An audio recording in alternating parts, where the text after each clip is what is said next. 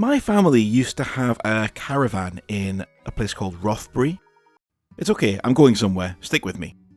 So Rothbury is as close as I can think of in my own actual lived experience to being literally nowhere. That's not an insult, it's a lovely place, but I grew up very much in the city. I was completely hooked into a lifestyle in which you could go anywhere at any time and it would be open. You need some food? Go to the corner shop, go to the takeaway. It never crossed my mind that it might be closed or that there might simply be no option. In Rothbury, you had to think ahead. There was a Spar shop, I'm pretty sure, and that was the highlight. It's where you got everything, but you got it by 6 PM, or you didn't get it. It's where you got everything, from bread and milk to those candy cigarettes, you know the ones? I was absolutely addicted to those at the time. And if you're wondering why Rothbury might sound familiar to you, it's that place where Raoul Moat went to and got delivered a chicken by local footballing hero Paul Gaza Gascoigne. Because that's the life we live here in the Northeast. That's our life. Oh, he's killed someone, which is not nice, really. Obviously, he must have been on drugs. Listen, I drove from Newcastle in a taxi to Rothbury. Cost a lot of money. I brought a dressing gown for him, a big jacket. I brought some chicken, some bread. I know you're going to laugh at this one. I brought him a can of lager. I brought him a fishing rod. Because I heard he was at the river, and I brought a fishing rod, so we can fish together. I'll have a chat with him, give him a bit of just talk to him, because I think I'm the only man. I think I can help him through this. Go to the Winchester, have a nice cold pint, and wait for all this to blow over. It was remote, is what I'm saying. I mean, I'm sure it wasn't really. I just was so used to living in the city. So being in the country for any length of time as a kid, full of interests and energy, was a bit of an adjustment. I would appreciate it way more now as an adult, I'm sure, but back then it was a bit of a struggle. It's okay, don't worry, I am going somewhere, calm down. So I took all my stuff whenever we went there, some WWF wrestling figures, my WWF wrestling magazines. This was during my being a big fan of wrestling, obviously. But ultimately, in a caravan where the TV was powered by a car battery that could only be operated for about 90 minutes a day, I needed other ways to stay occupied. So, partly thanks to my mum, this is where I got into puzzles. See, I told you we'd get there. Not jigsaw puzzles, never really liked those. Not immediate enough satisfaction for me.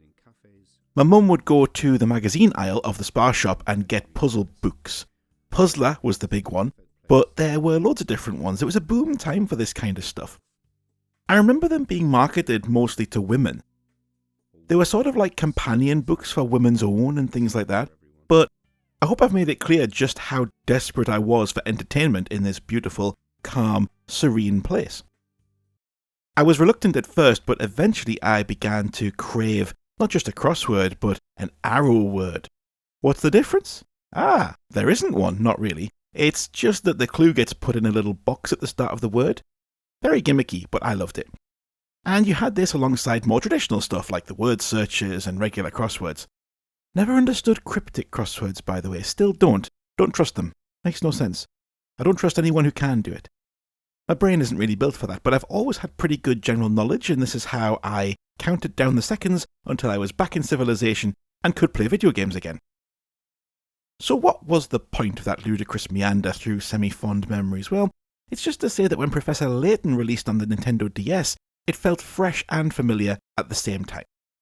The Reinhold family treasure, the golden apple, is hidden somewhere within this village. To whomever successfully locates this treasure, I offer the whole of my estate. It's different enough from all the puzzling that had come before in the video game space to set itself apart. Video game puzzles to that point tended to be mazes and riddles within more action-based games, or block/gem wall puzzles like your Tetris, or your Columns, or your Puyo Puyo. Very visual-based stuff that feels more action-oriented because they're played in real time.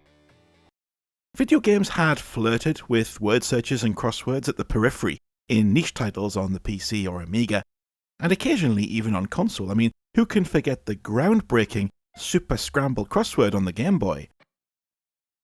But the unique hardware of the DS meant that there could finally be a direct translation of pen and paper puzzling into video game form.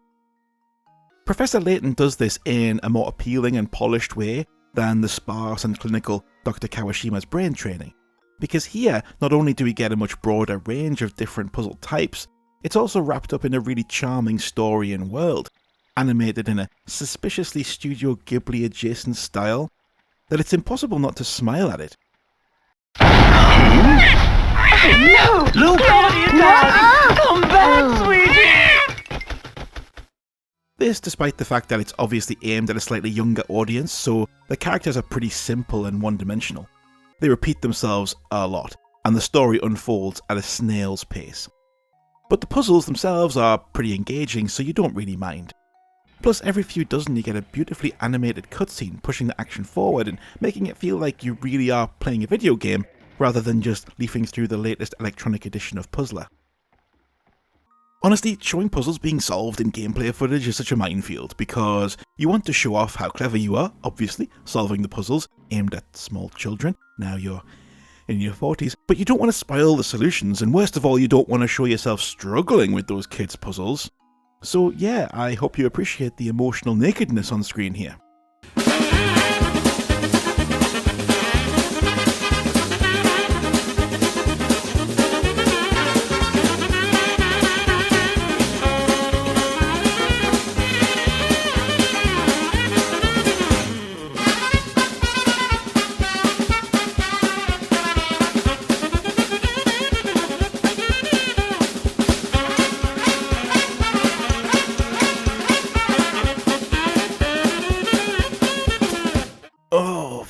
Bollocks thing. There's a reason they made loads of these. They're properly addicting and hugely charming, even if you do play the part of dumb old Dr. Watson bumbling around after Sherlock Layton and getting talked down to constantly.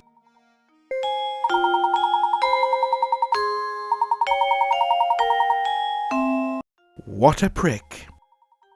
Although it's not like the kid is any more endearing with his accent, which I think I can describe as comedic. Huh? Professor? Do you mean to say you've already worked out the village's location? I'm afraid I couldn't help myself. A basic puzzle like that is easy enough to solve with a glance.